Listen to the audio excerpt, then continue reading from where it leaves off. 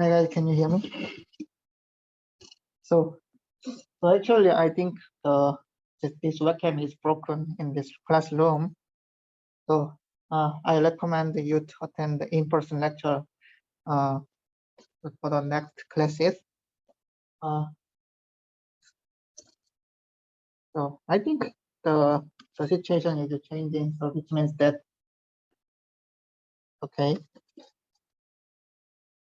so the policy of the government is changing now.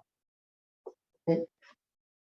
Even though so it looks like the many people have been tested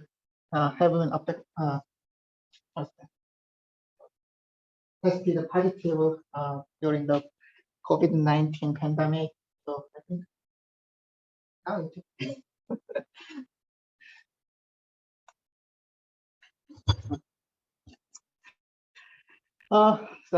so before starting today's class, I will explain about the assignment. So I believe so you already found the assignment. It was posted on the Blackboard. So actually, this is the second assignment of this course. So for this assignment, you will be requested to install Gen 5. So Gen 5 is the architectural simulator. So actually, so I prepared the slide deck for this simulator, but I can. So this is the slide is in my local computer. So for the computer architecture research, we need to use the software simulator. So it is because actually we work on the processor architecture. So, the CPUs or some processors are actually chips. So which means that it's literally hardware, which means we cannot change this hardware, or so we cannot modify the chip architecture or chip configuration. It's very hard. So for architectural research, we need to use a simulator. A simulator emulates the behavior of a processor, like the CPU or GPU processors. So that's software, and then we can add our new ideas under this software simulator, and then we can evaluate our ideas. So actually, the main goal of this architectural research is to improve the performance of the processor or computer systems, and reducing the cost. Cost means some power consumption or energy consumption, and some other cost like the manufacturing cost. So the main two purpose of our research is to improve the performance and to reduce the cost of the computer system. So evaluating our idea means that we need to also measure the performance of the new architectural techniques in the simulator. Also, we can estimate some cost, which means the power consumption or energy consumption by our new idea. So we can use the architectural simulators. So in this assignment, so we will practice how to install, and how to use the architectural simulator Gen 5. So Gen 5 is actually a very popular architectural simulator. So actually, the Gen 5 was developed by University of Michigan and then University of Wisconsin, I believe. And then actually, this is this Gen 5 was developed by academia community, but now many industries like the ARM, or maybe ARM and AMD use their architectural research using use the Gen 5 for their architectural research. Okay, so Gen 5 is very popular architectural simulator. So in this assignment, so we will practice how to use Gen 5. So first you need to install the Gen 5, and then like the first assignment, I provide the Docker file. So you can build some environment. So for this Docker file just provides some environment for installing Gen 5. So it means that you cannot install Gen 5 using this Docker file. So you need to install Gen 5. But installing is very simple, you know. Usually you can use the Git repository of the Gen 5. You can clone this Gen 5 repository and then compute some processor configuration. Then you can compile that means you can compile Gen 5 on this laptop. Okay. So if you use the provided Docker file, then the required libraries or applications are pre-installed on this Docker image. Then you can clone the Gen 5 Git repository, and you can run Gen 5. You can build Gen 5 with this command. So actually Gen 5, so installing is very easy because this is the Gen 5 is a virtual simulator. So actually the installation process. So you can use the scon script to build the Gen 5.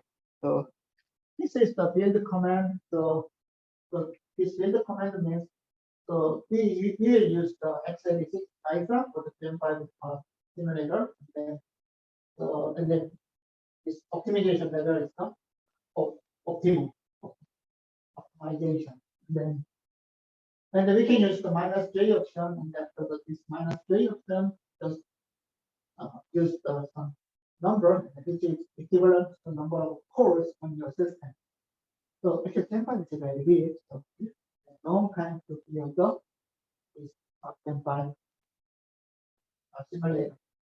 So just use the parallel processing for this code script. And then, so for this assignment, you will be requested to practice how to use how to build a simple configuration and how to use Gen 5.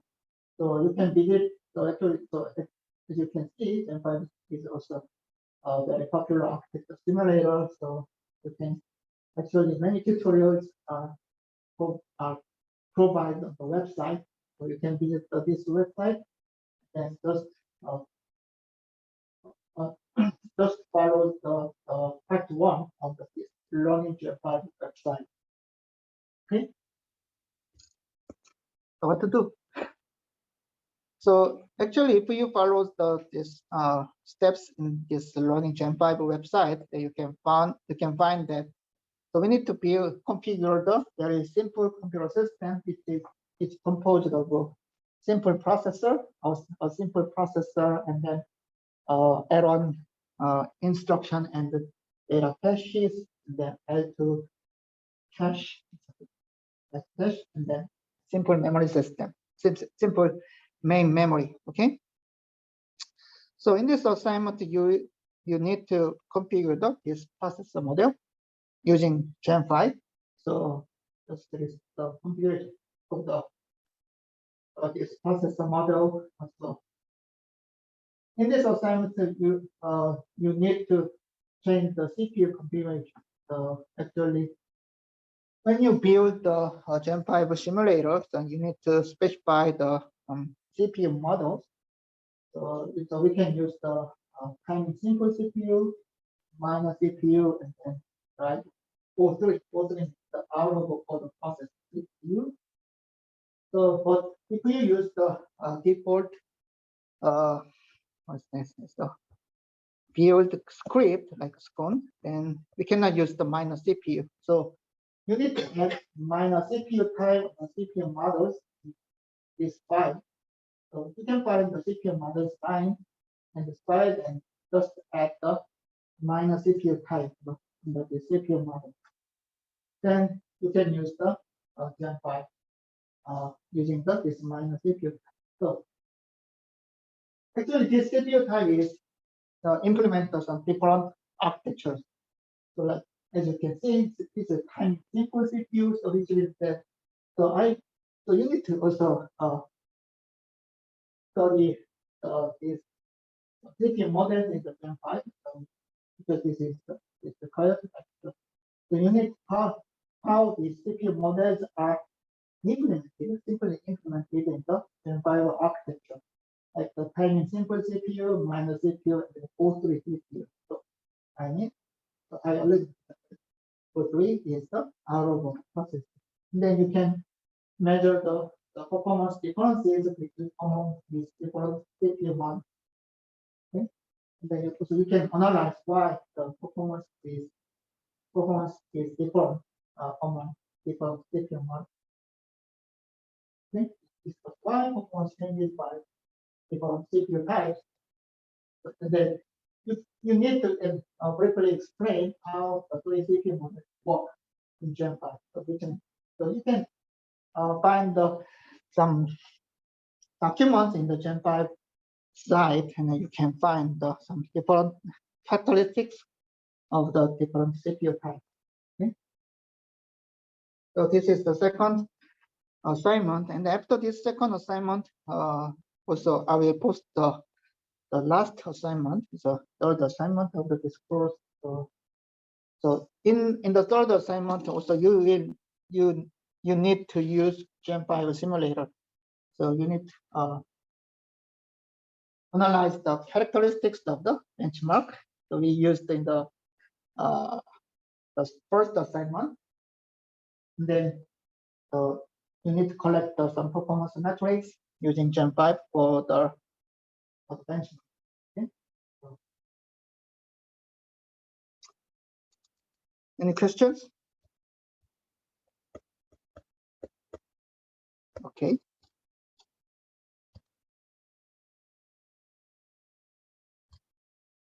So let's go back to the class.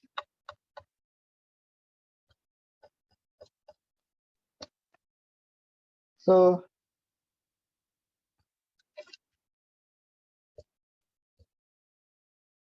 in the previous class, we learned about the VLIW or LIW processor.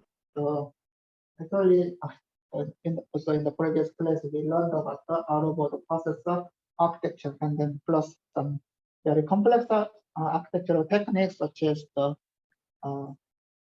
superscalar and then speculative execution. So actually, I mentioned that the modern processors implement all of these architectural techniques. So which means out-of-board processing and then speculative execution and superscalar.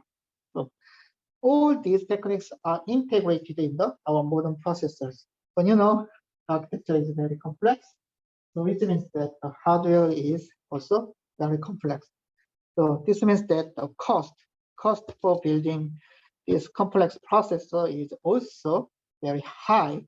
And then as the hardware is very complex, this processor will consume also a higher, much more energy or much more power. So that's the problem. And then, so if the hardware is very complex, so we think that, we can give this very heavy burdens to the software. And then we can use the very simple hardware.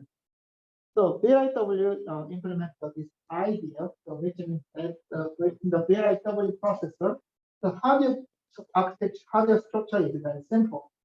So as you can see, the VLI processor just have the several slots for instructions, and then each slot has the very pipeline. It's a very simple 5-stage pipeline architecture. So instructions are executed by independent execution paths for each slot. And then the role of the software, actually the compiler, the role of the compiler analyze our high-level code, and then assign using the compiler, we can generate assembly instructions. And then also the role of the compiler is optimizing the compiled code, also assign instruction slice of VLIW processor.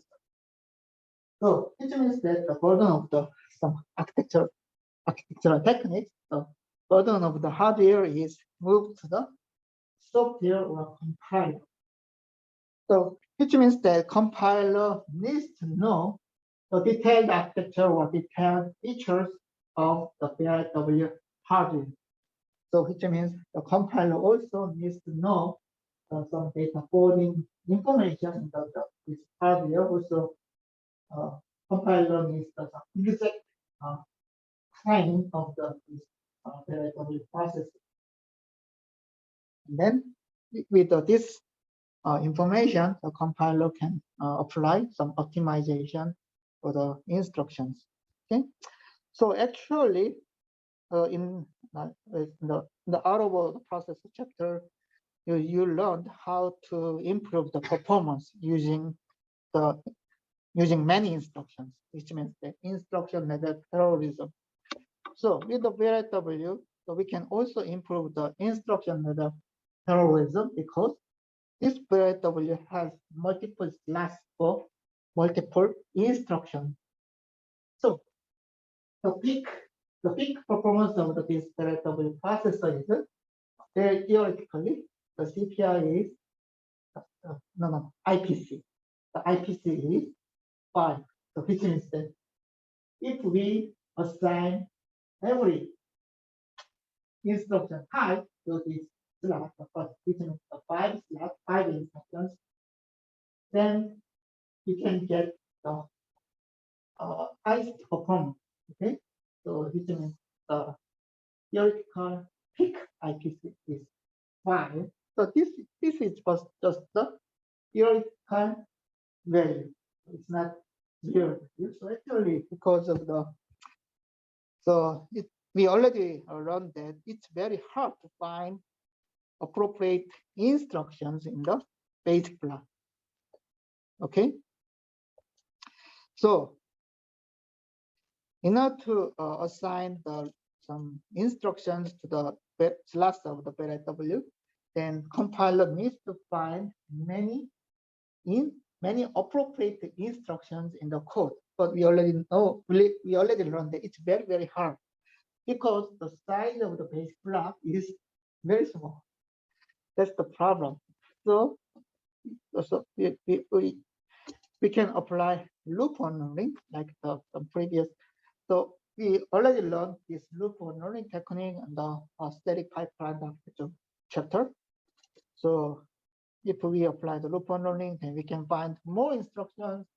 Then we can find more instructions which can fill the slots in the VLIW processor. But problem is the register pressure, and then also not to apply some theoretically find some kernel of for the VLIW. So we can generate the kernel like this, and also we can apply the rotating registers like this. Okay. So this rotating register reflects some physical register in the out of the processor. So we can just assign the rotating register number, and then for every clock, this offset for this rotating register number is changing. So which means that we like some pipelining, we can generate the software pipelining on the VLIW processor. So, and then by changing the actual physical register, we can avoid the data hazard, like the word hazard or wow hazard. So in this course, I explain about the data hazard because this is very critical for the performance of the processor. But the true hazard is the low hazard, but the wow hazard. But for the out-of-order processing, which means that in order to increase the instruction level terrorism, then we need to consider the wow hazard or war hazard. So it's the same to the VLIW. So not to handle wall header and wall header VLIW use rotating registers. Okay. Also, but it's the same to the loop learning technique. So loop carried dependency. So loop carried dependencies limit the loop unlearning. So which means that it limits the number of unlearning or this iteration loop. So which means we can find some data dependencies between different iterations of this loop. So this is the example. So actually we cannot solve this issue. This is true data dependency. So true data hazard is the low hazard. So we can just analyze the code inside of the basic block. And then when we analyze the code in the basic block, we can define the distance between the code like this graph. So each vertex represents the instruction like this O1, O2, O3, O4, O5. So you can find the instruction number here. So you can find the vertex in the graph for a node. Okay. So in the vertex, you can find the instruction number here. And then it's vertex. Vertices are connected with edges. And then you can find some cost here, like edge value. So if you see this edge, then you can find the two different costs, like diff and min. So diff is the number of iterations between the different vertices, and then the min is the number of clocks between the two instructions, two operations. So you can define the edge cost between the vertices. Okay. So based on this information, we can build the kernel of the software pipeline. So if we see this information, then we can find that between the O1 and O2, then we need to give 2 slots, and then so with this information, then we can build the software kernel like this. Okay, so this is the limitation of the loop learning, but we cannot avoid this. Okay. Okay, so and then but the VLIW is a very fancy idea because we can use the very simple hardware, but problem is that we cannot, so which means the software needs to be analyzed statically by compilers. So that's the problem.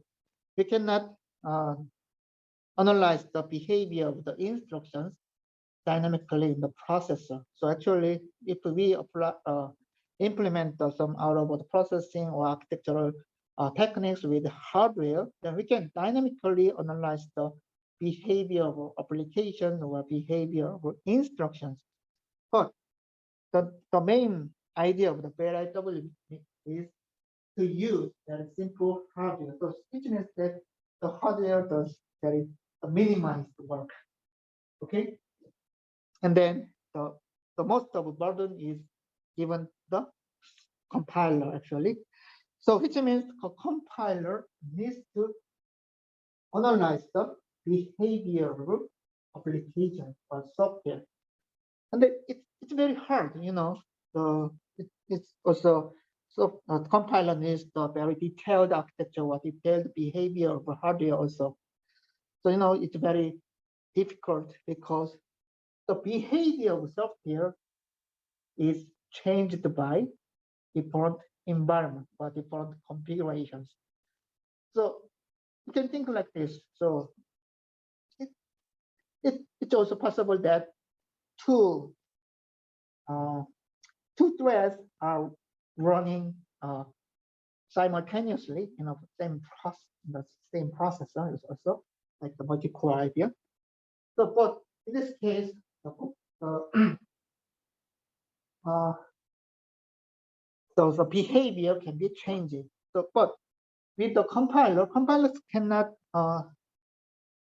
estimate the real behavior of this software because the environment was changing. So that's the problem.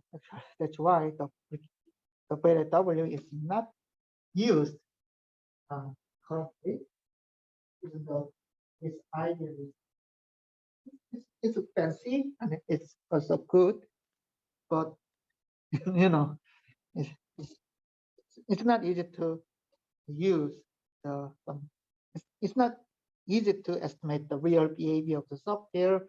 So that's why we cannot use VLIW, the real machine. But as I mentioned in the previous class, this idea is very fancy. So which means that we can apply similar ideas to our research. Okay, that's why we need to learn about some valuable research fruit from the history. So, so we can. That's why we need to study VLIW. Okay, and then I'll briefly explain about some additional techniques for VLIW. Okay, so let's see this example.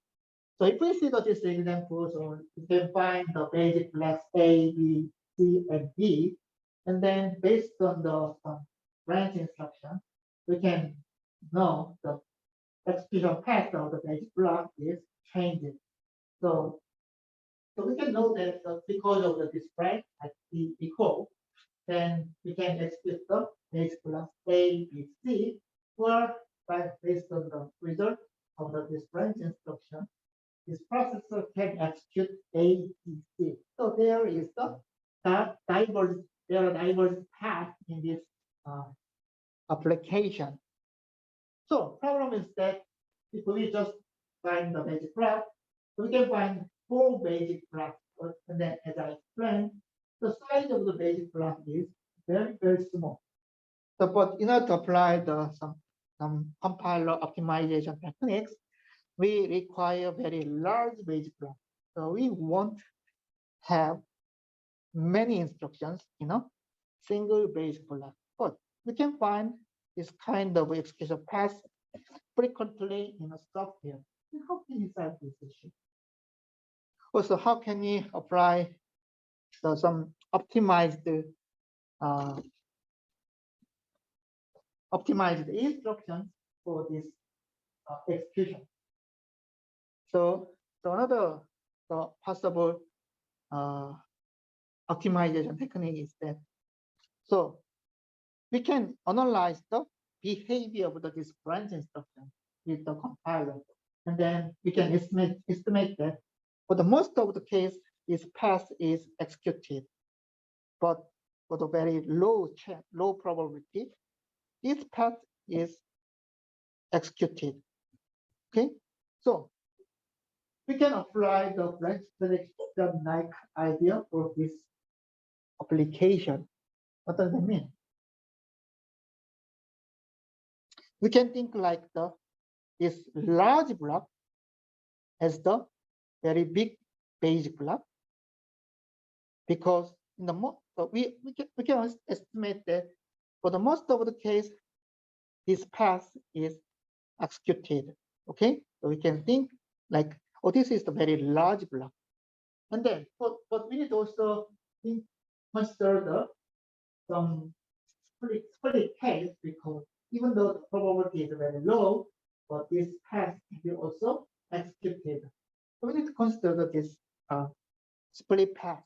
So for this, if this split path is detected, then we can just execute this part. But but this execution path is changed. So usually this is the very basic block. So which means that if this path is executed, this basic block is not executed. Why? So this is the split execution path. So, but we assume that this is the very large basic block that includes the instructions in A, B, C. But for the split path, we need to execute the A, B, C. What's the problem? If we execute the very large basic block like with the A, B, C, then B is already executed. So which means the architectural state, like register file or memory by this B, memories are already updated by instructions in the basic block B. And then that's the problem. And how can we solve this? So with some compiler techniques, we can we also need the code for the path D, like here. But before executing the D, we need the compensation instruction that cancels the execution of the basic block B. Okay, like we can think like, oh, this is the B minus and then D. So this becomes the another basic block. So which means that for the most of the case, A, B, C are executed, but for the split case, split execution path, for the split execution path, then we need to execute the B minus and D. And then this B minus just cancel the execution of the B. Okay? Then B minus D are executed. Let's do some compiler technique that solve small basic block, right? But as you can see, oh, this execution is similar to the speculative execution, right? It's the same, actually same to the speculative execution. So it's like, so you know, the compiler estimates the behavior of the sprite instruction. So that's the estimation. That the first compiler estimates the behavior using the some code structure only. That's very hard, you know. But it's a speculative execution actually. So the compiler executes the compiler makes these large basic blocks are executed speculatively in the processor. And then if this speculation fails, then compiler needs to make the compensation code executed in the processor, and then this mechanism is very similar to the rollback of the in the real buffer or in the Thomas law with speculation, right? So compiler, so this behavior needs to be implemented using software, right? Compiler text, like compensation, codes to be built by compilers. Okay. And then also we can use the conditional instructions. Also, these instructions are called predicated instructions. So predicated, so we can find the instructions like this. So which means that based on the condition like the if A equal 0 and then some instruction like A is 1 and the or as A is 2. Also, we can just use the statement like this, just by condition, the A is 1 or A is A plus B and blah, blah, blah. So actually, in a real high-level code, we frequently use the statement like this. So which means that based on the condition of the A, then these instructions can be executed or not. So this is normal code. And then, but the problem with this type of statement is that, oh, this comes. Okay.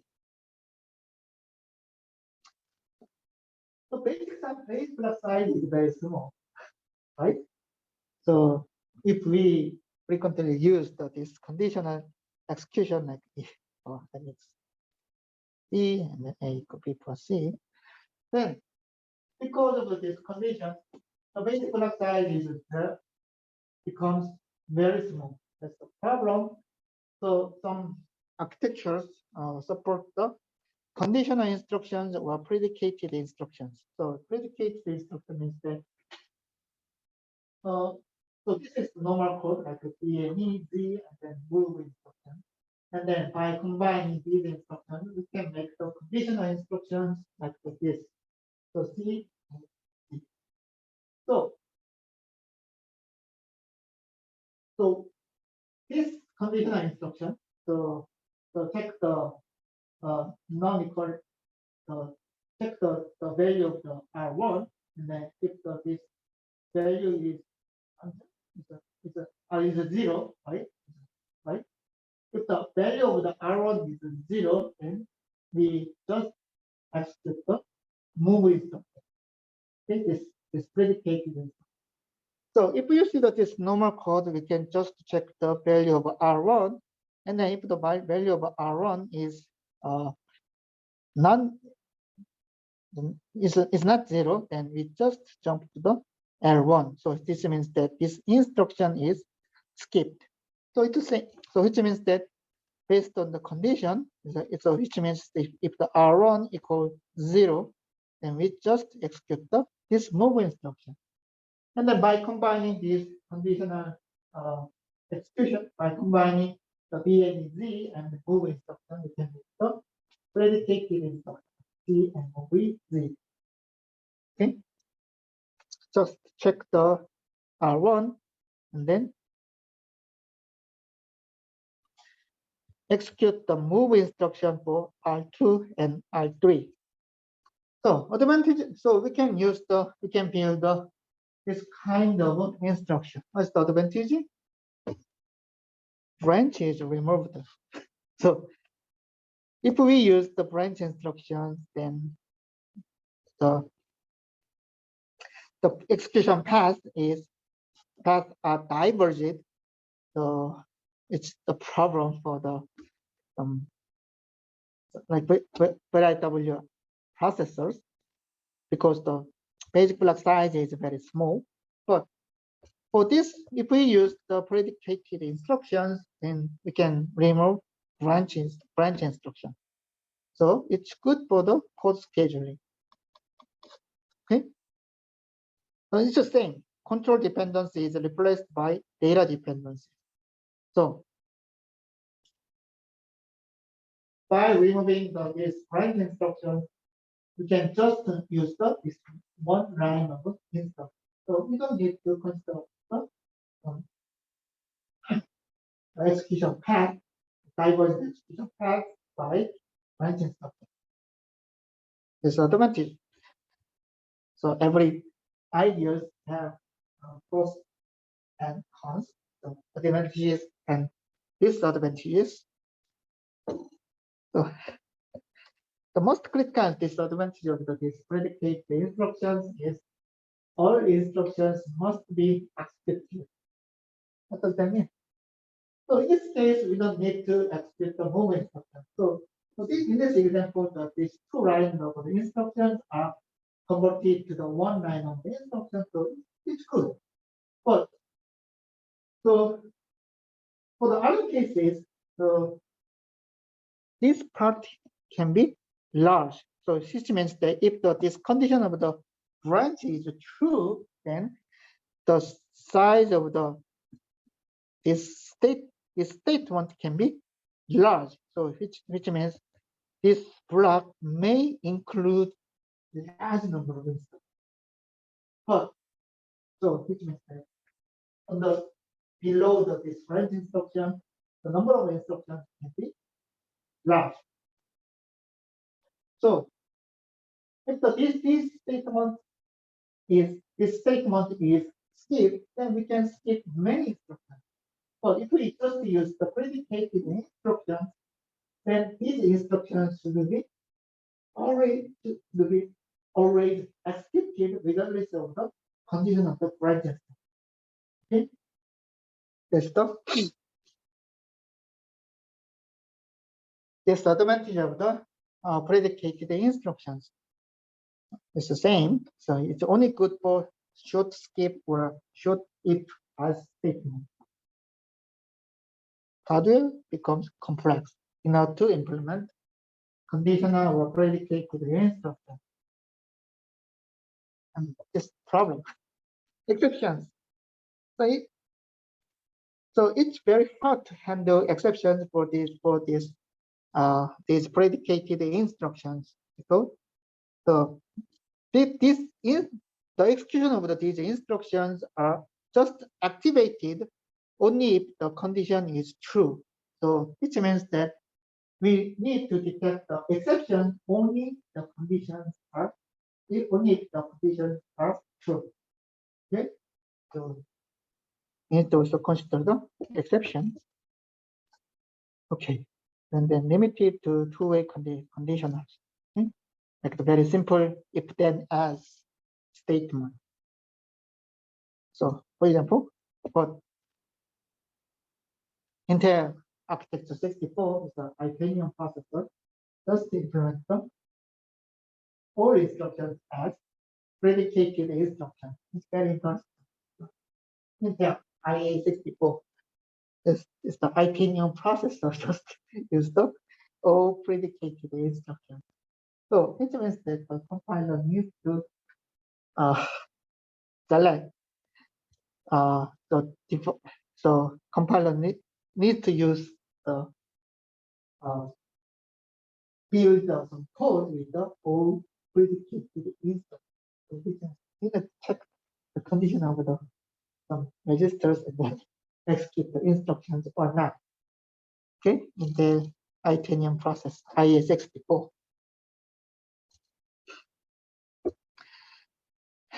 So, and then another challenge of the this VLIW processor is the compiler speculation. So it's the same to the hardware speculation. So which means that the hardware speculations can be implemented using software. Okay, so we can think like this. Okay. So like this. So we can also like this program, this scheduling. So we can implement some software speculation using the hardware. So and the advantage is that we can have the very large base block, or the code size is increased, and then we also need to apply the very complex compiler optimization. And then exception. So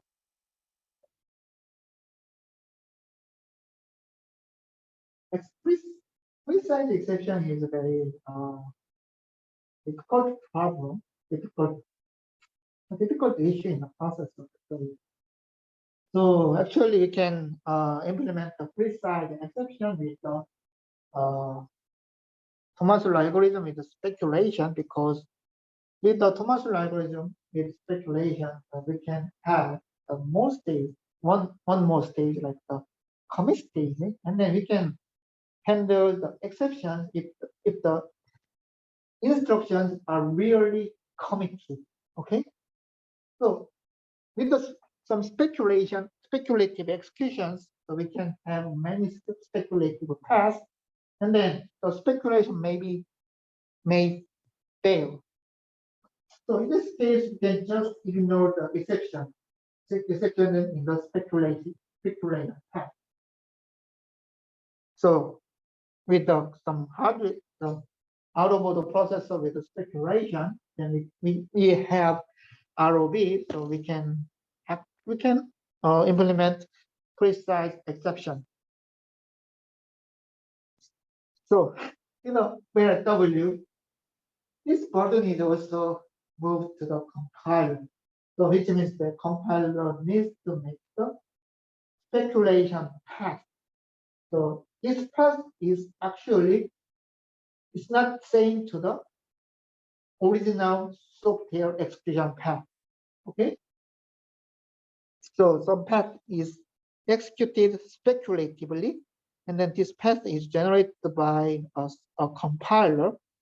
But if the speculation is failed, the exceptions in this exceptions by instructions in this speculated path should be cancelled, so should be ignored.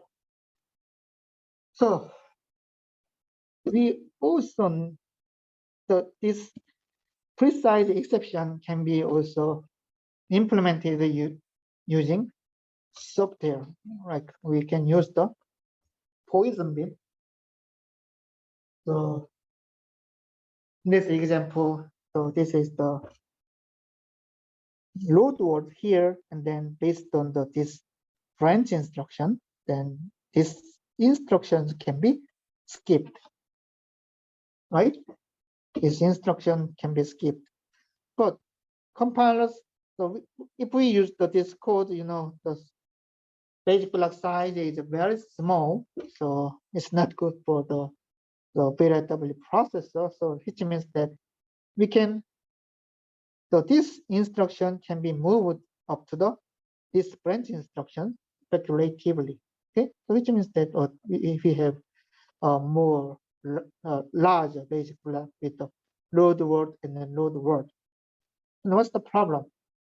The exception can occur in at the this load word instruction. Okay, but if we use this code, we just execute this load word and this load word. And then if the exception can happen at this load word instruction, but based on this branch instruction, actually this load word can be executed or not. So in this case, even though the exception is detected at this load word instructions, the branch is taken, so which means that this load word is not actually executed. But with the software optimization, this load word is executed speculatively.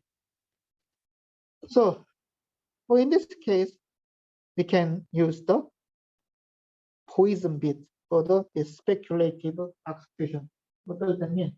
This poison bit just gives the information to the hardware that, oh, we execute this load word instruction speculatively, and if even though the exception is detected at this load word instruction, this exception is handled if this instruction is executed.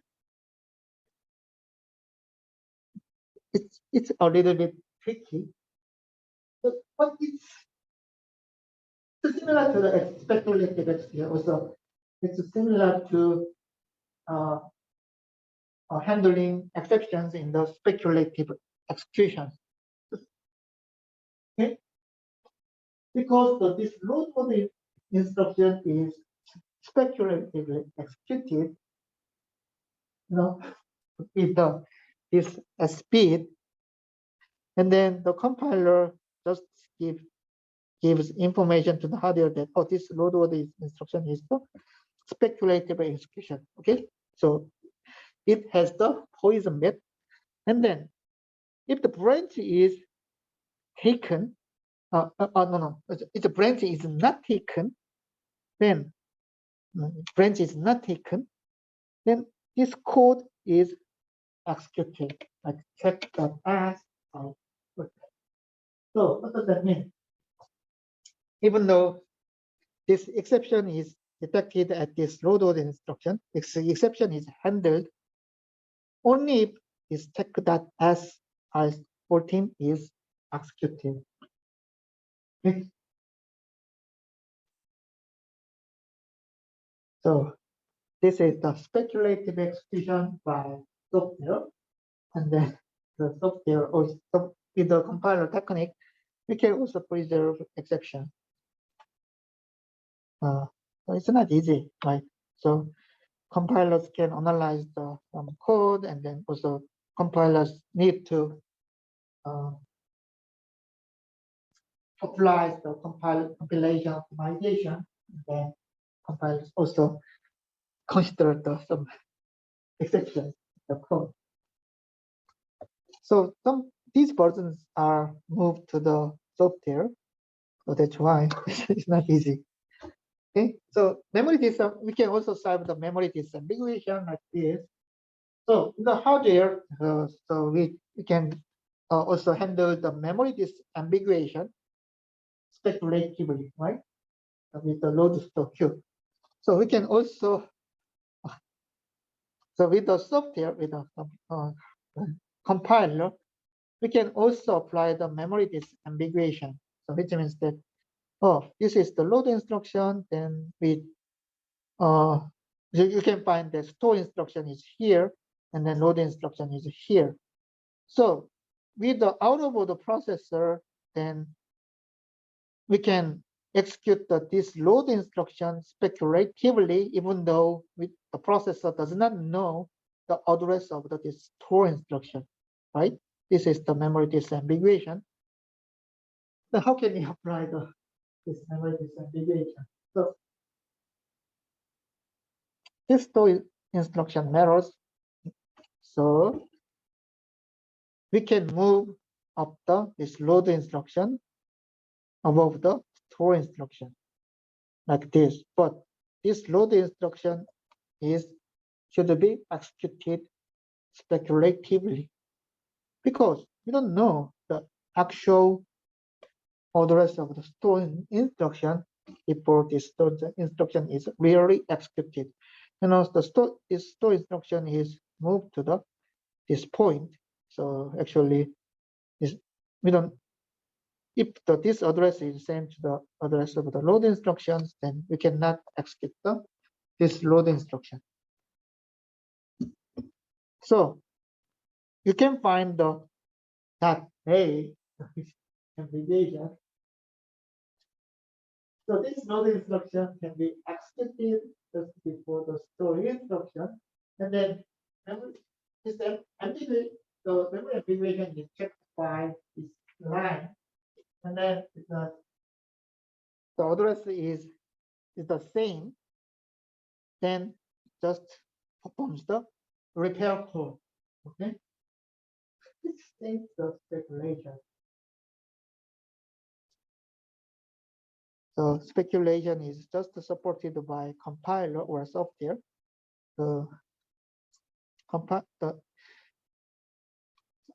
Yeah, so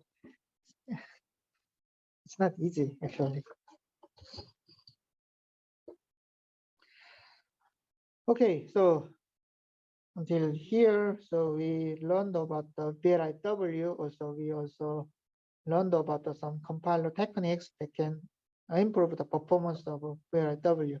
But in order to apply some compiler optimization in the VLIW, then the burdens of hardware, like some out-of-order processing and the register renaming, speculative executions, these techniques should be implemented using compiler optimization. So it means that compilers can change the instruction orders, or also compilers can make the instructions executed speculatively. Also, memory disambiguation can be implemented using compilers, but we need some very complex repair code.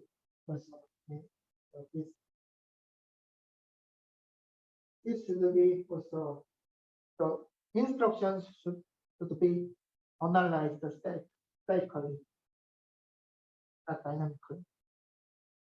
So we can use some similar techniques in the compilers, but it's a static analysis. So the performance, we cannot guarantee the performance improvement. Okay, that's the problem. So, but if we study some history, if we study the processor history and then some research history, then we can get some valuable ideas from the history. Okay. So, but in this this compiler tech VLIW processor, then we can also get some insight that, so in order to apply the compiler techniques or some compiler optimization, then we need to analyze the application, the characteristics of application. And actually, for this hardware research, it's the same to the hardware research. So recently, so many researchers are focused on domain-specific architecture. So it's literally domain-specific. So it just focused on the performance improvement in the applications in a specific domains like the machine learning, machine learning, and then the neural networks or something like that. Because recently the neural networks are very popular. But in order to apply in order to add some hardware features or hardware ideas on the processor or accelerators, we first need to analyze the characteristics of applications. Okay, so actually these compiler techniques are the same. Why do we need to apply? Why? So which means that when can we apply this compiler optimization technique? It's also same to the predictions in a processor. So I repeat, so we can, so in a computer, in a hardware, we can apply prediction if the probable hit rate is very high.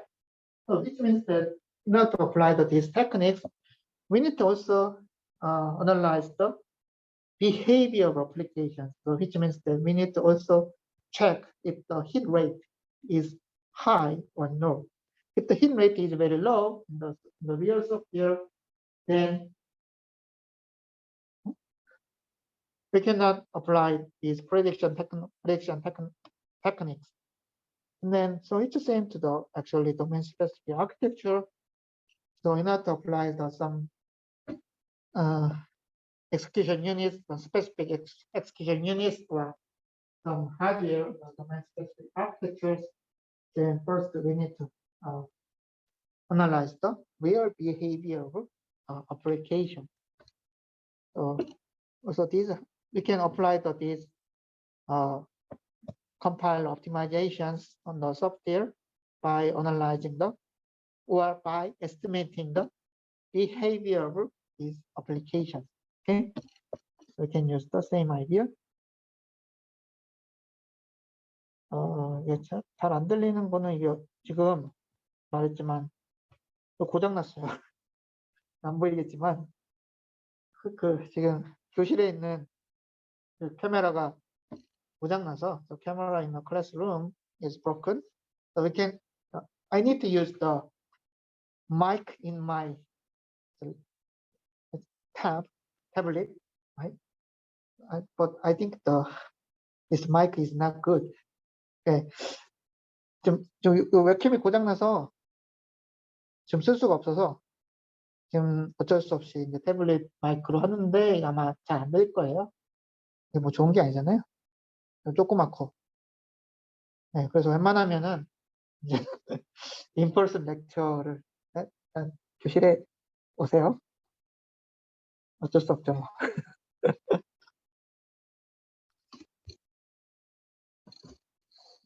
Okay, so let's take a 10-minute break, and then I will now really explore the vector processors and then GPUs.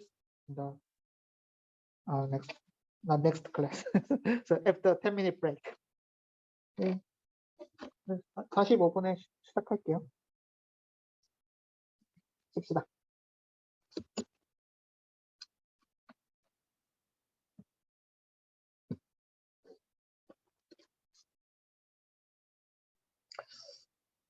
So now we will learn about the vector processors.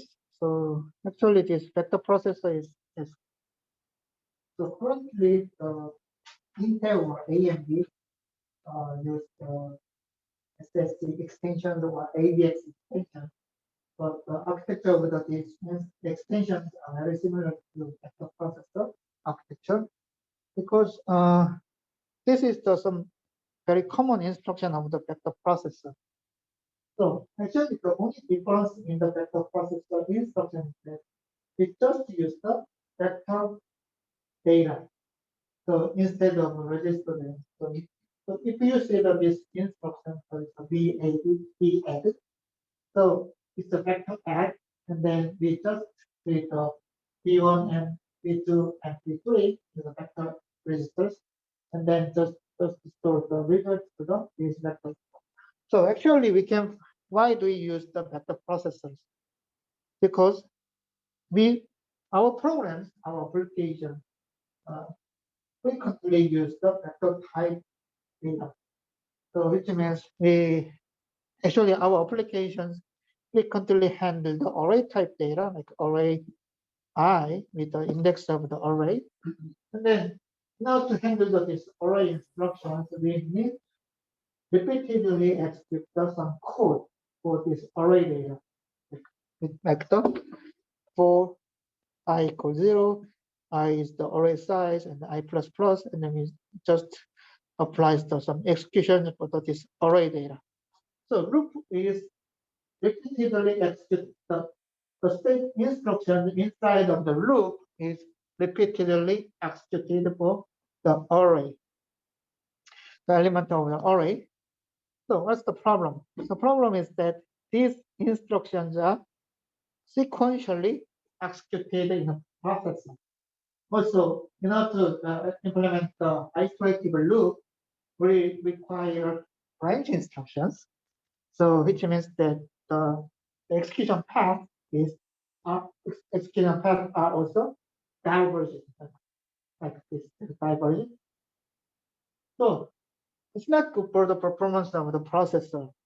So actually our purpose of this iterative loop is to repeat the execution for each element of this array layer.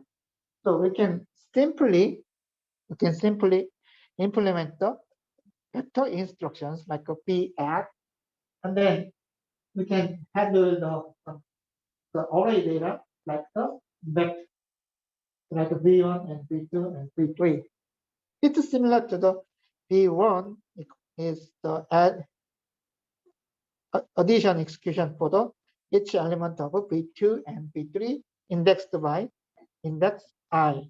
Okay, it's repeatedly executed, and then actually in our application, this type of array data processing are frequently found.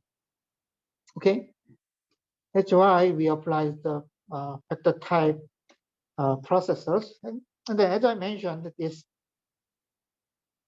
type of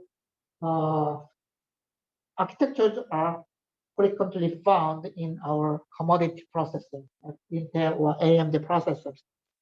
Intel and AMD, it's a little bit different, but Intel and AMD processors support SIMD, the single instruction and multiple data instructions. And the SIMD instructions are actually very similar to the vector type instruction. So SIMD is single instruction, multiple data. So with the single instruction, this single instruction handles the multiple data. It's the same the vector instructions. Because it's a single instruction, p add, but these single instructions handle multiple elements in vector type data. Okay, it's similar to the SIMD. And then the commodity processors also support the SIMD type instruction. like the SSD or ADX. So these actually recently the vector type processors. So vector processor similar architectures are widely used in the current processor architecture. Okay, so but this is how this figure shows how this instruction is executed in the process in the vector processor. So vector processor. So we can distinguish the vector processors and then array processor, like the vector processor and then array processors.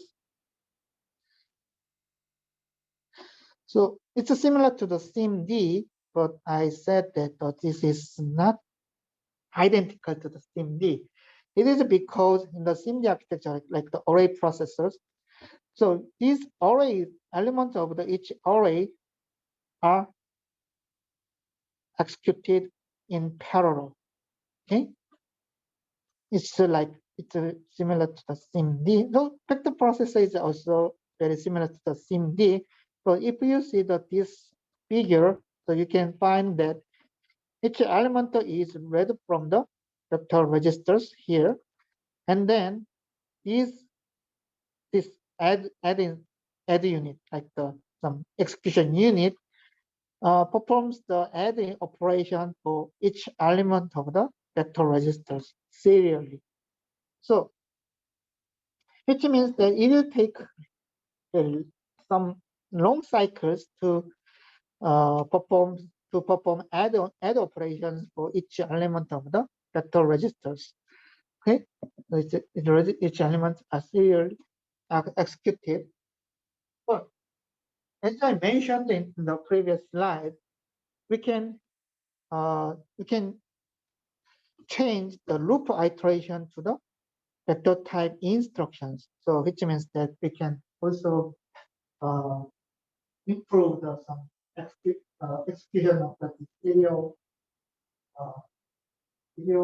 iteration loop to some vector type instructions. So it's some advantage of the vector processors. So which means that we can switch this iteration loop to the vector in one line of a vector instruction.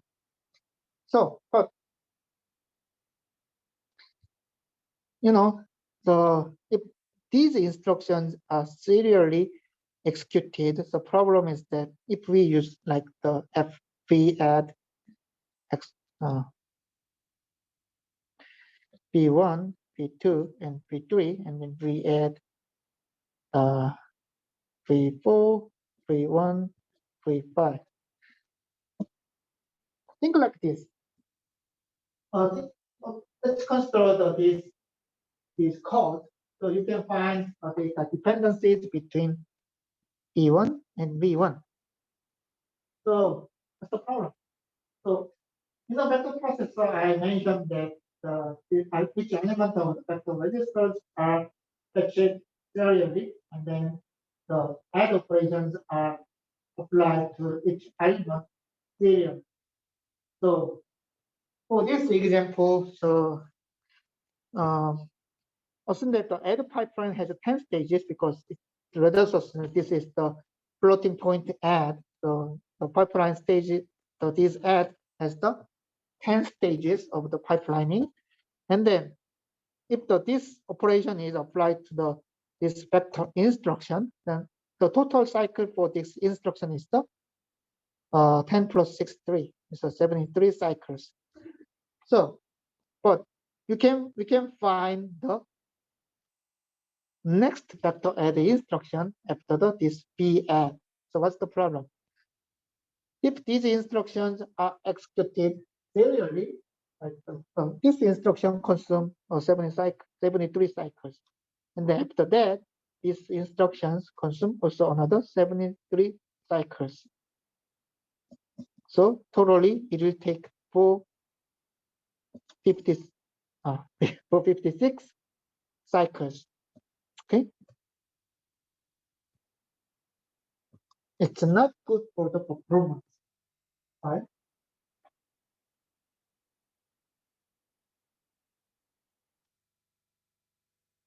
If this add complete the operations for the element of this vector register, it's the register index number 63, then for this add instruction, the required data is ready in a processor, but this this result is just stored in this vector register, and then until the index number 0 is completed for the add operation, this data is not used for the next add instruction.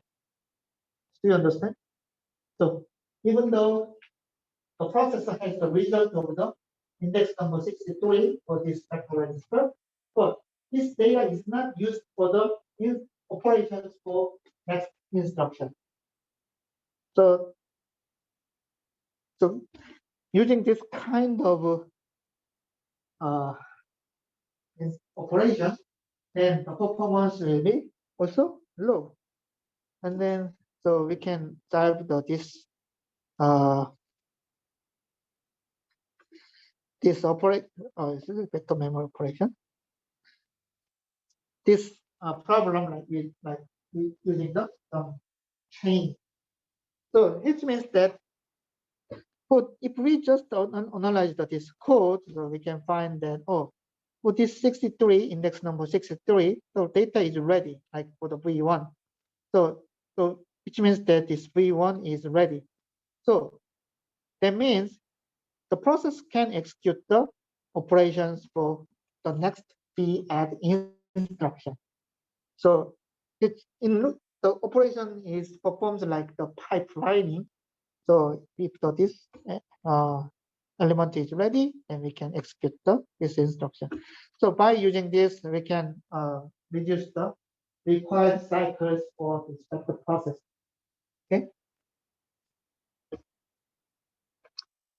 Okay. So advantage. So vector processor looks like the SIMD, and then but vector processors only can handle the vector registers. So it's good for the multimedia applications because most of the multimedia applications handle array data.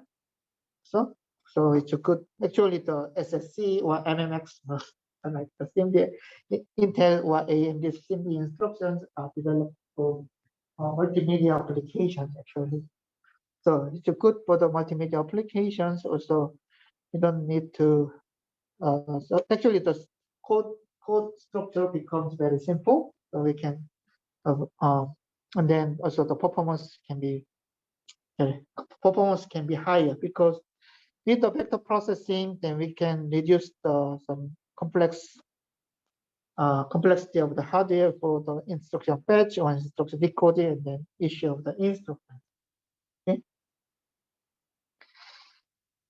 But disadvantage of the vector processor is that so which means in order to use the this type of instruction and the vector processor architecture, then compiler needs to assign create the array data, and then also if this vector type operations are very complex, then compiler needs to assign the multiple data to the array data. So which means that the compiler also needs to analyze the code, and then the compiler needs to generate some very simple instruction by analyze the instruction in the application. Also, if you see this vector type instruction like V add, V1, V2, and V3, so we can find that we can just apply the very simple operation to this vector type operation. So, which means that in order to generate the vector type vector instructions, then we need to assign our data to the vector arrays, and then so which means that the compiler needs to assign some appropriate data to this vector type registers. So it's also the compiler needs to analyze code, and compiler generate some appropriate vector type instructions to not to use the vector processors.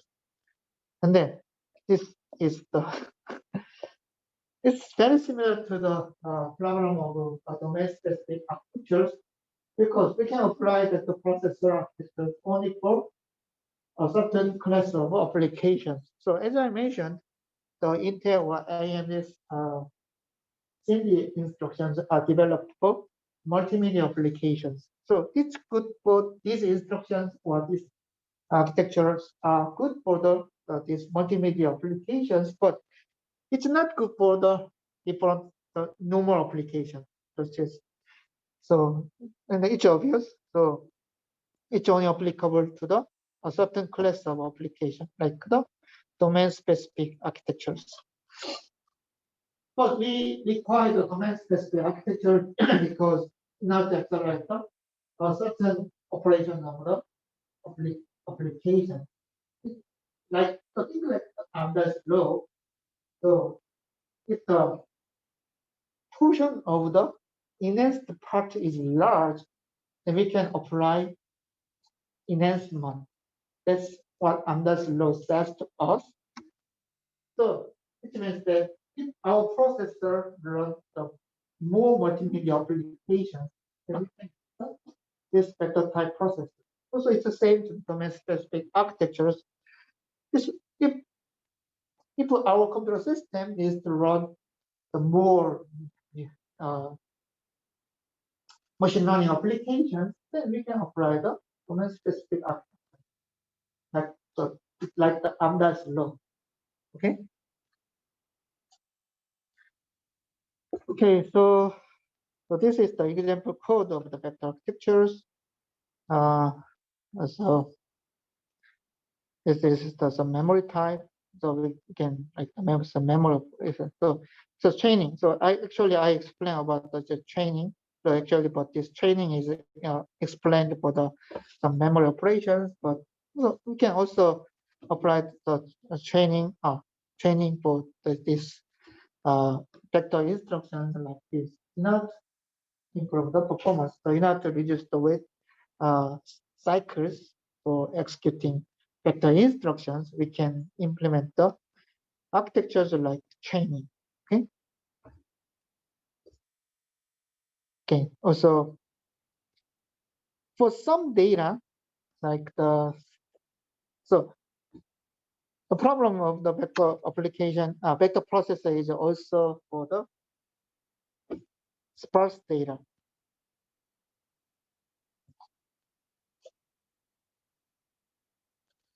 So which means for the multimedia data, then each element of the array has the non-zero values, but for the normal case, some elements of the array have zero data. So which means that the data is zero. So think like this, like add B add B1 and B2 and B3. So if this element of this vector has a valid data, which means it's a non-zero data, then we can perform the V1 equal V2 plus V3.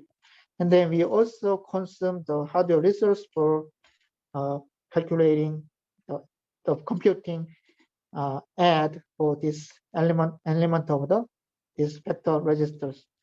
But I'm sorry, V more. Okay. Add, so add is also we can for the add so B more like the multiplication. So we already know that if a certain number is multiplied by 0, then the result is 0. So which means that we don't need to compute multiplication for this data. Okay. So usually for the multimedia data, but this data is dense, so which means that the multimedia arrays have many non-zero elements, but some normal data, the sparse data, has many zero data. So which means that for this case, we don't need to compute this zero values for the multiplication. So if, as you can see, actually for the normal data, the most components can be zeros. So if we just for the sparse data, if we just store this zero values to the memory, or if we use the zero values for the computation, this kind of waste of hardware resources. Okay. So in this case, we can access this only. We can just store the non-zero data, the non-zero data to the memory, and then we can access this data only in the memory by indexing the location of the data. Then we can use this non-zero data only for the computation. And then this technique is called scatter and gather. So if the all data are non-zero data, then we can just load this all data to the registers, and then we can just perform the computation for these all non-zero data. But if our data has many zero values, then we can just store the only non-zero values to the memory, and then just access these non-zero values to the register, and then we can just apply the array operation for this non-zero data. Okay. But sometimes like this. So this is some matrices, and then in order to generate the matrix, then we can just store the zero data to a certain element of the matrix. So which means that when this matrix is stored in the memory, then the zero data can be also stored to the memory, like it's a dense format.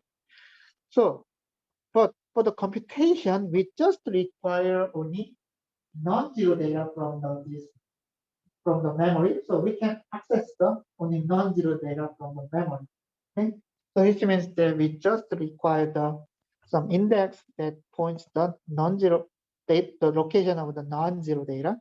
So in order to apply the vector operation for this sparse data, we can also apply the scatter and gather technique.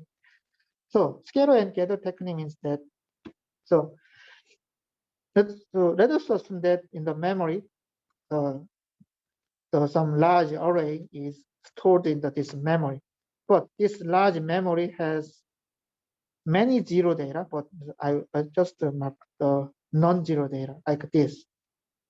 And then we only require this non-zero data for computation. So the other process is that it's a load instruction just fetch the non-zero data from the memory, and then just fill these non-zero data to the vector registers. So which requires a very complex memory accesses, but after fetching these non-zero data to this vector array, then we can just use these non-zero elements for computation. Okay, so which means that the memory access pattern is very complex, and then the problem of this data operation is that, so we need to access the memory location indirectly with the index of the non-zero data. But after gathering the non-zero data to this register, then we can just apply computation for only these non-zero data, and then these results are stored to the also vector type register. So scatter is the inverse processing, inverse memory accessing. So the scatter is a store instruction, but the store instruction just use read this data from the vector registers and then store the non-zero data to the memory using the index. So this is the scalar operation. So this is called the memory scalar and gather. So which means that in order to use the non-zero data only, then we can access the memory for only for non-zero data, then build the vector registers, and we use these non-zero data for computation. And then store the result to the memory using the index of the non-zero data. Okay, so with this scalar and gather operation, we can reduce the number of computation, so which means the number of floating point integer operations in the processor.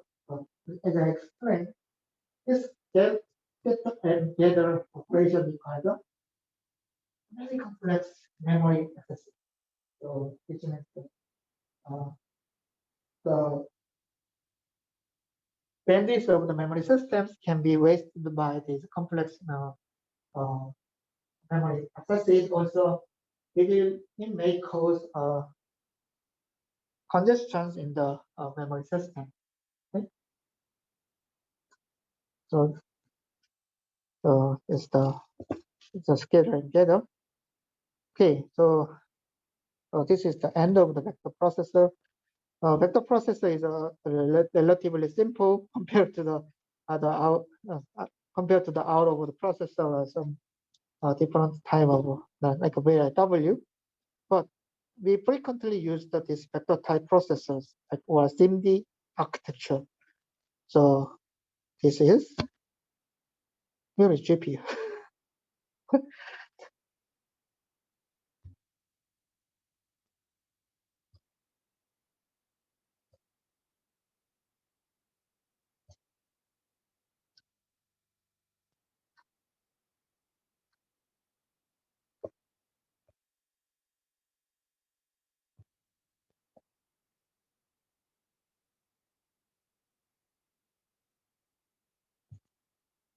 Okay, so now I will briefly introduce about the graphics processing unit architecture.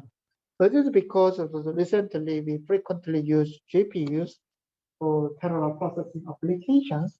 So actually the GPUs implement the SIMD architecture. It's a little bit different from the SIMD. It's a single instruction and multiple data. So, but SIMD is very similar to the SIMD. It's actually so now I explained about the vector processor, which is also similar to SIMD architecture. But so which means that this graphics processing unit is also similar to the vector processor. So which means that actually the graphics processing unit implements the vector processor like instructions, and then the GPU executes these vector type like instructions. So GPU has the SIMD architecture to implement the SIMD architecture. So which means that actually the instruction is different from the vector type instruction. But actually, these instructions work like vector instruction. Okay, so I mentioned the instructions executed by GPU is different from the vector instructions. However, these instructions are executed like vector instructions inside of the GPU. That's why the GPU is called implement the SIMD architecture and SIMD. But you can consider like this. Actually, the GPU architecture is very similar to SIMD or array processors. Okay, so let's think of parallelism. Okay. Actually, until now, so we learned about how to improve ILP, the instruction level parallelism. So which means that we want to increase the number of instructions which are being executed in a processor. Which means we need to find more instructions from the basic blocks. Also, we also need to find more available instructions inside of the program code. So that's our effort to improve the performance of a processor. But we can also increase the performance with the thread level parallelism, TLP. So actually, if we apply the multi-core architecture, then we can increase the performance because with the thread level parallelism, we can execute the multiple threads concurrently. So it means we can run many different threads simultaneously in the same processors. So which means we can increase the throughput of our processors. So simply, we can also implement the performance with the thread level parallelism. So this in order to improve the instruction level parallelism, we can apply the deeper pipelines out of processing and speculative executions. But in order to exploit instruction level parallelism, the hardware architecture is also very complex. So this is the history of our class. So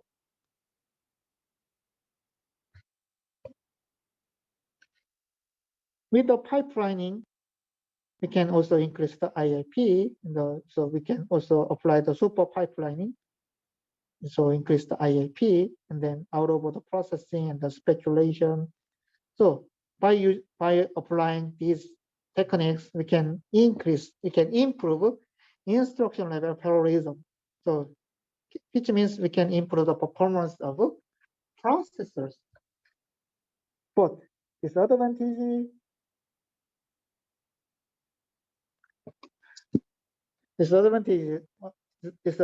of improving instruction level parallelism or like this process architecture is that hardware is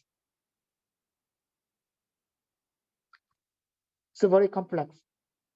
That's why we have another idea like the VLIW, because hardware becomes very complex. Then we can use the compiler techniques to use the very simple hardware. Okay, so complexity of the hardware is also matters. So it's not easy to build the real commercial hardware or commercial processor because recently the process architecture is very complex. Cost issue. Our processors will consume much power. Also, because of the branch instruction and load instruction, then the performance can be also degraded. So we can improve but the effort of this architectural idea is to improve the instruction level parallelism. But we can also improve the performance with the thread level parallelism. Okay, so which means we can run multiple threads simultaneously. We can improve the performance. CPU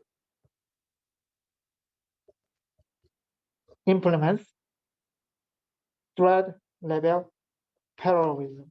So what does that mean? GPUs can run multiple threads concurrently.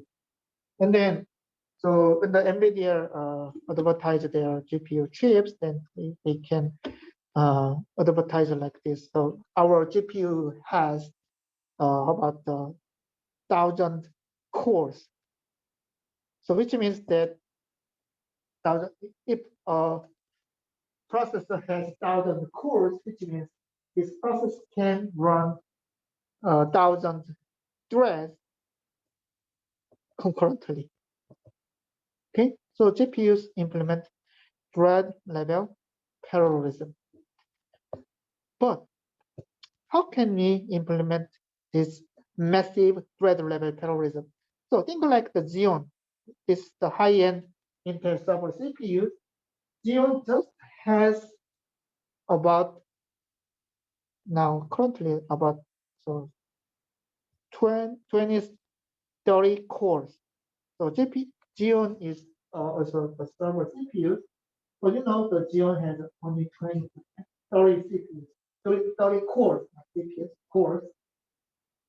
So which means we can run the multiple thread using these tens of cores. How about GPU? GPU has thousands of cores. It's possible. Is it possible? Xeon just has 20 to 30 cores. And how can GPU have thousands of cores?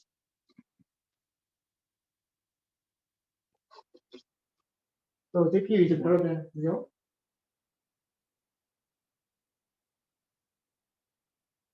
Actually, no. So for the software, the GPU works like the SIMT, so which means that so for the software side, the GPU hardware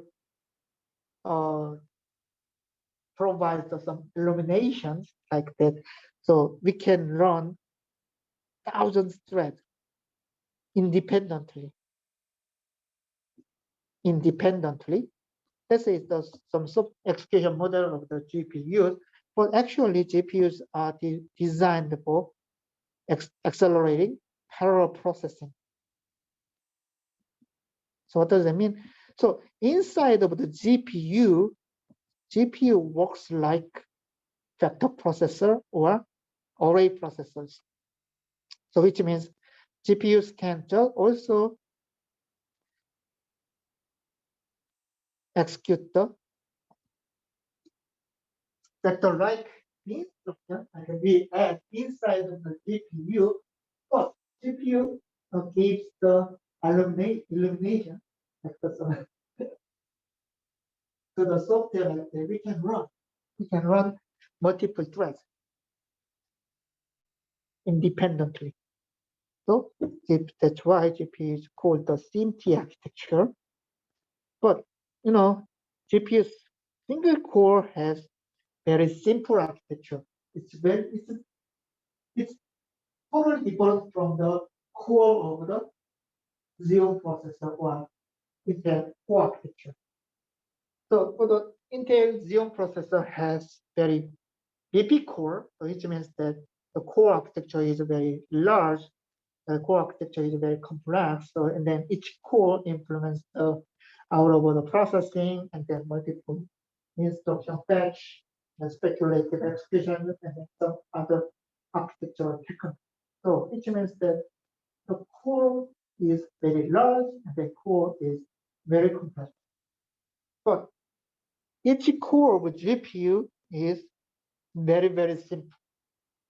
So it looks like the ALU of the Intel core. So which means that GPU's core does not implement the branch predicated. GPU's core does not implement out-of-order processing. GPU core does not implement some many other speculation techniques. GPU's core just implement the ALU-like structure. So the ALU of the Intel CPU is called the core of the GPU. That's why NVIDIA GPU can have thousands of cores inside of a single chip. Okay. So with this vector, so I already mentioned that inside of the GPU works like the vector processing or array processing. So which means that the vector data are processed inside of the GPU. But for the software, the GPU provides some capability of diverged execution in the software like that. which means that each thread can be executed independent. It's just the illumination. Okay. So, as I explained, we can improve the performance with the thread level parallelism, and then GPUs implement massive thread level parallelism. So, which means that GPUs can run thousands of threads concurrently. Also, this thread level parallelism can be a thread level parallelism is implemented on the existing processors like CPUs. So we can use the multi-core architecture or chip multiprocessors. Also, we can use the simultaneous multi-threading, like the Intel hyper-threading. Okay, it's a logical core of the Intel CPUs. And then, but in the GPUs, GPU implements the SIMT architecture, and then this SIMT architecture is very similar to the array processors or vector processors. Okay, so it's a single core of the GPU is very simple. So this core does not implement the out-of-order processing or some branch prediction or some other speculative execution. So cores are very simple. Okay. So let's think about the GPU architecture. So the GPU is the graphics processing unit. So it is originally designed for graphics applications, obviously. So if you see the graphics applications, so, if you just see some display, you can find that a display or frame is composed of multiple pixels, and then each pixel has RGB values. So we can also represent the intensity of each pixel using the integer data like RGB. So which means each pixel has the three elements R and G component, R component, and G component. And then this component has its own intensity value with the integer. So the role of the GPU is to generate entire frame or entire display pixels. So these GPUs are designed for pixel by pixel image processing. And then, as you know, this is the multimedia application. So most of the image processing applications use the matrix computations, like matrix operations. So CPUs are good for matrix operations. Okay.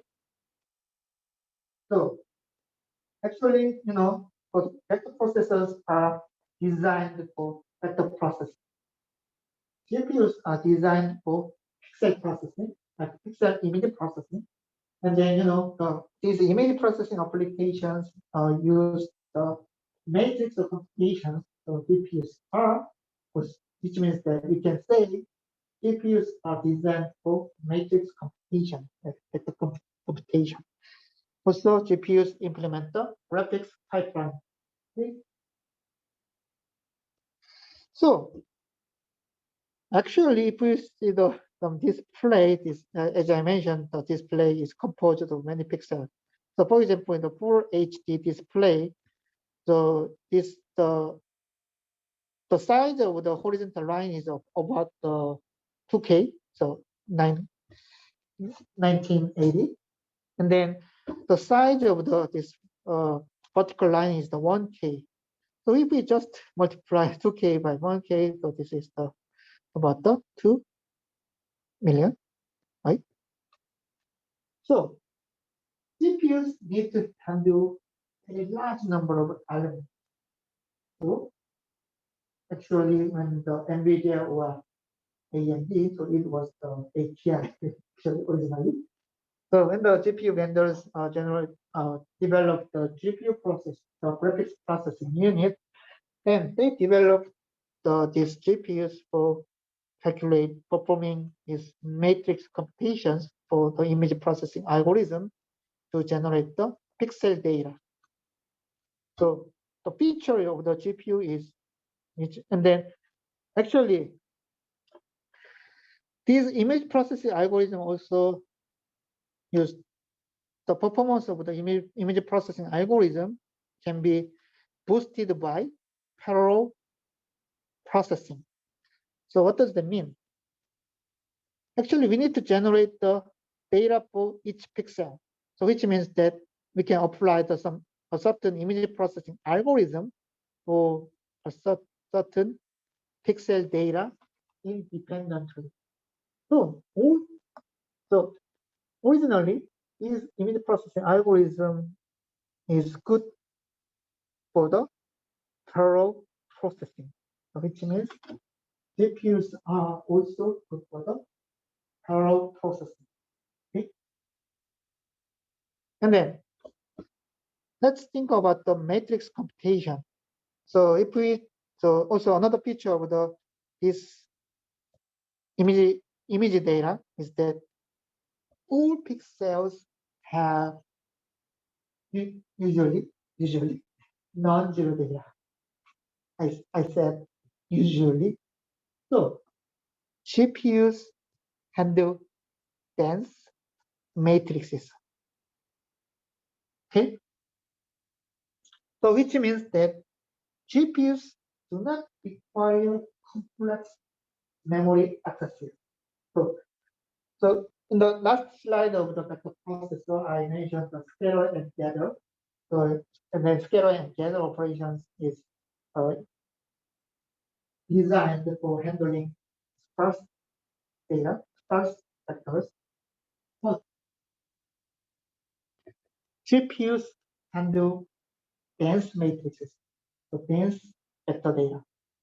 So actually, GPUs, the memory access patterns for this image processing is very simple.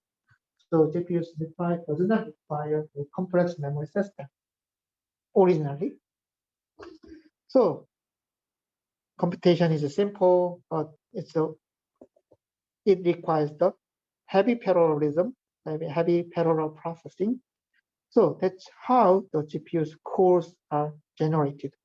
So if you see the single GPU core, as I mentioned, GPU core does not implement the out-of-order processing. It is because the image processing algorithm is relatively simple compared to our normal program code. Our normal program code have many branches, instructions, also many diverse execution paths. But the image processing algorithm is not. So we can also find the divergent paths in the image processing algorithm, but it's rare. It's rare compared to the normal application. So GPUs does not implement uh, the speculative execution or predictions. Also does not implement out-of-order processing. So GPUs just implement the in-order processing because, so if we just analyze the image processing algorithm, so actually the kernel size is small, which means that the complexity of this image processing code is relatively simple compared to the other type of application. So actually, but if we can implement the parallel processor architecture, then it's good for the performance of image processing algorithm. So that's GPU. So GPUs are designed for these graphics processing applications. So if we just compare the architecture of the GPU with the complex out-of-order processing CPU, the architecture of the GPU is different. So that is the architecture of out-of-order processor we learned in this course. This architecture is complex. It's not easy to understand. But this is the architecture of the GPU, and then this I copied this figure from the NVIDIA white paper. So each rectangle represents the core. And if you see that this core to the core here, okay, I will here. So this is the simple GPU core. So you can find the dispatch port and the operand collector, and then you can find the floating point unit and integer unit here, and then result queue. If you see this core, it's the structure of this core looks like the actually here or here, this part, only this part of the Intel this complex out-of-order processor CPU. So operand collector just collects the data from the register file, and then each core has its own floating point unit and integer unit, and then data is generated, and then this is written back to the register, and that's it. So which means this is GPU core. GPU core is very, very simple. Simple. Okay. The GPU has very large number of simple cores, and then using these simple cores, and GPUs support the high performance parallel processing. Okay. Then, so let's see the usage scenarios for CPUs and GPUs. And then, so CPUs, like the out-of-order processors. So CPUs are good for complex control flow. So which means that so if our applications have many branch instructions, if our applications have diverse execution path, then it's good for the CPU's out-of-order processing. Also, with the complex hardware, CPUs implement the instruction level parallelism. Okay, so we can improve the performance. Okay, so with these CPUs, the peak performance so usually theoretically peak performance for the CPU is the 2 to 4 instructions per cycle. So this is the IPC. And then theoretically, the peak IPC of each core of the CPU is around the 2 to 4, because it is decided by the instruction fetch rate of the out-of-order processor. Okay. For GPU, it does not consider the control flow. So GPU does not implement the prediction logic or speculation execution. So, but the advantage of this simple hardware or simple control flow is that we can reduce the hardware complexity. So, which means that the power consumption is also can be reduced. So, then we can add many simple cores inside of the GPU.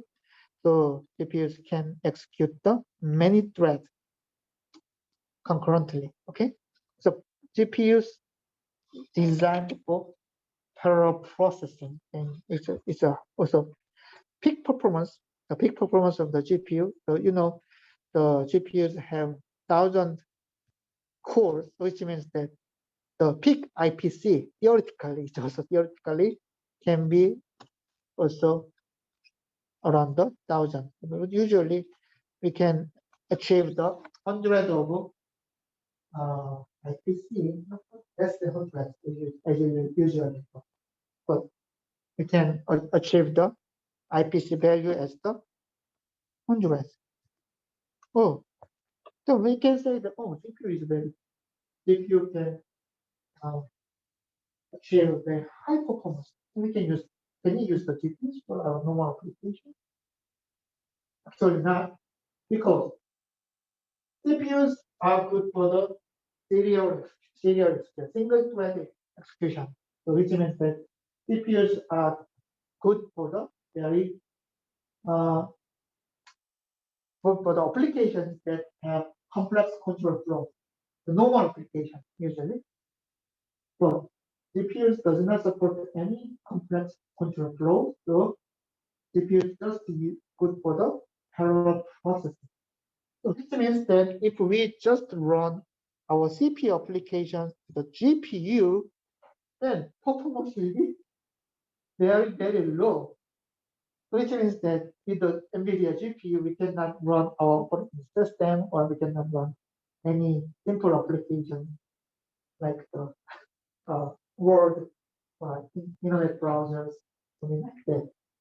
Because these applications are designed for high performance single core, so a small number of core architectures. So GPUs, the performance of the single core is very low, but by adding many cores, then GPUs can exploit the red level parallelism. Okay? So this graph shows the performance, peak performance of the CPU and GPUs. So this is the very popular graph. So this graph shows the performance improvement in CPUs for the single core. Okay, but no, performance of the single chip CPU. So recently, the performance improvement is limited. Okay, but this is by NVIDIA. So NVIDIA advertised that with the NVIDIA GPU, this performance can be improved. So we can, with the NVIDIA GPU, and they advertised like that, so they can continue the Moore's law. Also, this is some result from the paper, and this result just compares it's a very old GPU, the GTX 280 and then Intel Core i7. So, and then this result shows some normalized performance by GTX 280. It's a very old generation GPU, but as you can see, the performance can be improved. But also you can find some application like here or here, the performance of the GPU is lower than the Intel Core architecture.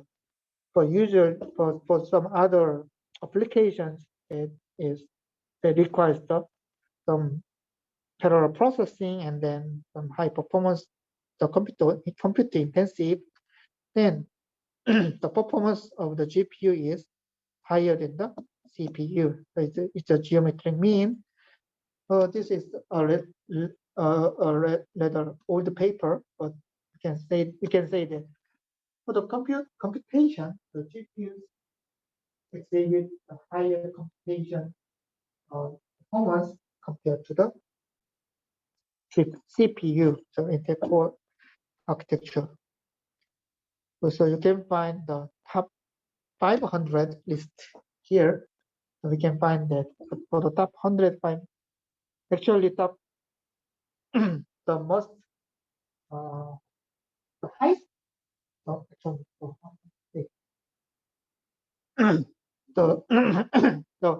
the greatest supercomputers can be implemented using GPUs. The top 500 just list the high performance supercomputer list. Then this is the old data, I think 2019 data, but we can find that many supercomputers can achieve higher performance using GPUs. So it's a supercomputers. So supercomputers are designed for running some scientific applications or weather forecasting. So these applications also have many matrix computations. So GPUs are good for this many computations. Okay, so I will stop here. So actually, I don't think we have enough time for exploring GPU architecture. So I will stop here, and then in the next class, we will also learn about the GPU architecture. Also, if we have time, we will also cover some memory systems for multi-core architecture. Okay. Okay, I will stop here. Okay. Thank you for your attention. And then, any question?